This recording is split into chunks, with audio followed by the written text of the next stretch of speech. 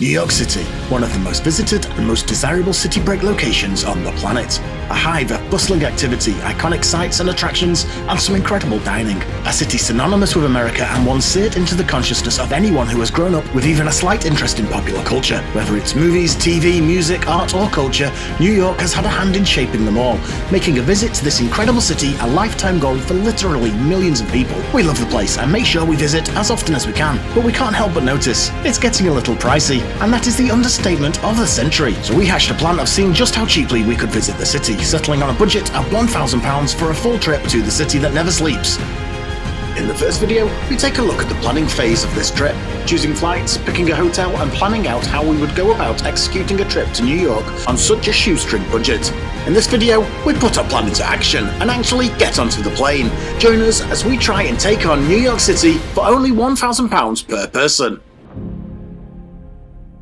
Hello and welcome to part 2 of our £1,000 New York City budget challenge. After the slightly boring and administrative episode 1 in which we planned out our trip, this episode takes things up a few notches as we finally hop on board the plane and fly out to the United States. To meet our extreme budget of £1,000 per person, we have booked to fly with TAP Airlines. While this is Portugal's flag-carrying airline, it's still pretty basic and operates as a budget no-frills airline. Our first flight out of Manchester is on a tiny Embraer 190 and takes us only as far as TAP's base in Lisbon. We headed to Manchester after ensuring a large hearty breakfast as we were not planning on blowing our New York budget at the airport. Instead, we would get some food on the transatlantic leg of this flight.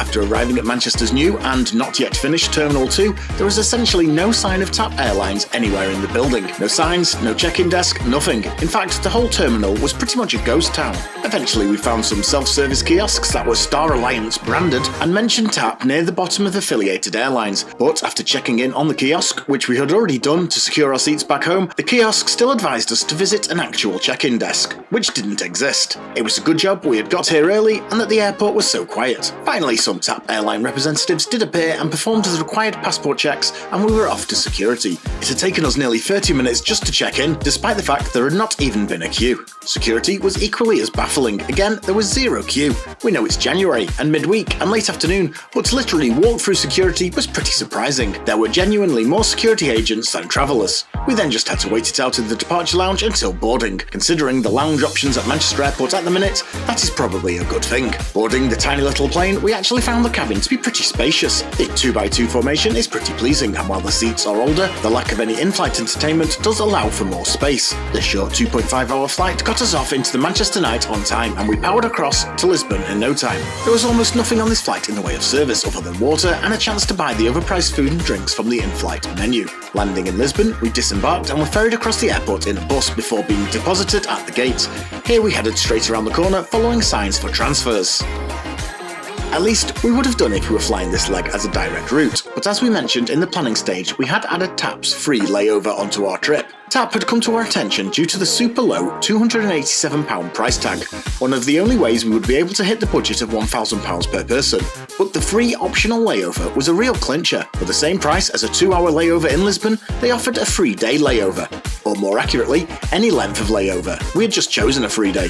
This added a nice few days in the sunshine, enjoying Lisbon, onto our New York trip free of charge. Sure, we had to pay for food and drink and a place to stay, so if you're trying to do New York City for as low a budget as possible, you are not going to be able to add this option in. Simply choose the direct layover option, like we will be doing on the return leg. But we couldn't resist, and on the whole had a blast exploring the city, arriving back at Lisbon Airport 3 days later to resume our travel to New York City. This is where our experiment with TAP started to go awry. The Manchester flight was basic but functional, but things went downhill pretty fast from here. To start with, as we arrived at the gate, we were greeted with a 1-hour delay. Our flight into Newark was already scheduled to land at 10 PM, so a 1-hour delay is really not ideal. However, the reason given was a technical issue, and we would rather be late than fly on a broken airplane. Safety first, right? We eventually started boarding, which was chaotic and disorganised, with the flight and cabin crew literally boarding at the same time as the rest of us, despite all the work they had to do to get the flight ready for departure. On the plane, and it was clear we were going nowhere fast, with us missing any conceivable air traffic control slot. Eventually, in the air nearly 2 hours late. We hoped the flight crew would do the usual trick of making it up in flight, but no, they seemed uninterested in that, and the estimated flight times were 8+ hours. The cabin was okay, with reasonable seats and a really nice in-flight entertainment system. This was a brand new A321neo and really felt fresh out of the box, but it's a small plane to be spending 8 hours in as we cross the freezing blackness of the Atlantic. The cabin crew really didn't help elevate things much either. They were incredibly snippy and half the time simply ignored you.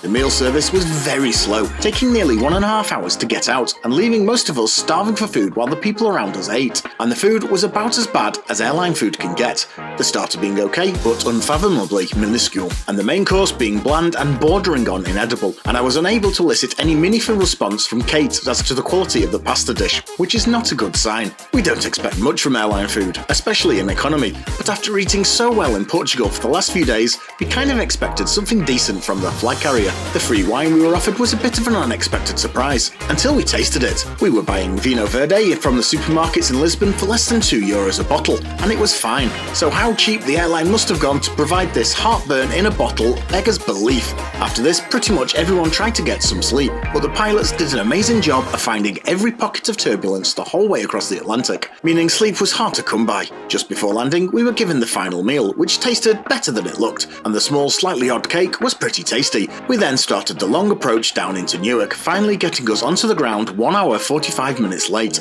and 15 minutes to get to the train station for the last train into the city. The last train leaves Newark Airport at around 12 PM, so obviously we were not going to make this, so our only real option was to pony up for a taxi or an Uber. But this was going to have dire consequences for the budget.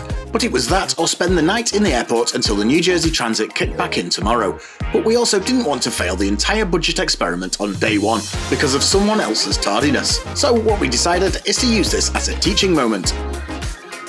We jumped into the Uber and headed straight to our hotel, but we are going to exclude the cost from our budget and instead utilise our contingency fund. This is something you must have when attempting any budget travel.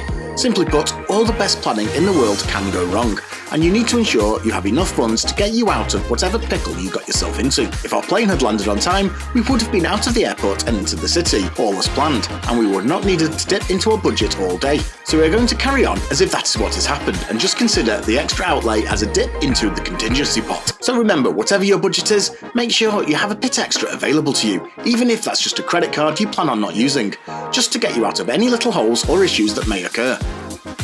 As it turns out, getting on the ground late was just the start of the delays. It seems Newark all but shut down, partly due to the hour and partly due to some weather-related issues, but we'll explain more about those tomorrow. But one delay after another meant we were not outside waiting for the Uber until 2 AM, and not curbside at the hotel until after 3. We checked in at the Edison in Times Square, a little dazed and confused, and simply passed out. We will explain a lot more about the hotel and our booking partner tomorrow.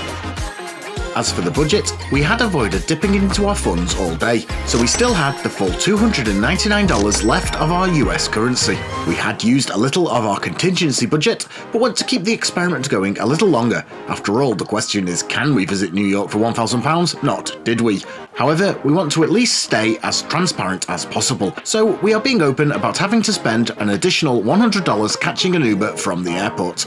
The second part of this question is, should we spend only £1,000? Is it still worth visiting if you have such a tight budget? And honestly, our experience with TAP Airlines was seriously making us doubt it. That really was a horrible flight over, and we were starting to long for the comfort and class of a real transatlantic carrier such as Virgin or British Airways. But we will await our return flight before passing complete judgment. Anyone can have an off day. Regardless, tomorrow looked really interesting and we might both actually get to realise a lifelong dream, something we have both wanted to do but never had the opportunity before. This was going to be a rare treat, so make sure you come along by subscribing to the channel so you know when the next video drops. Thanks for watching.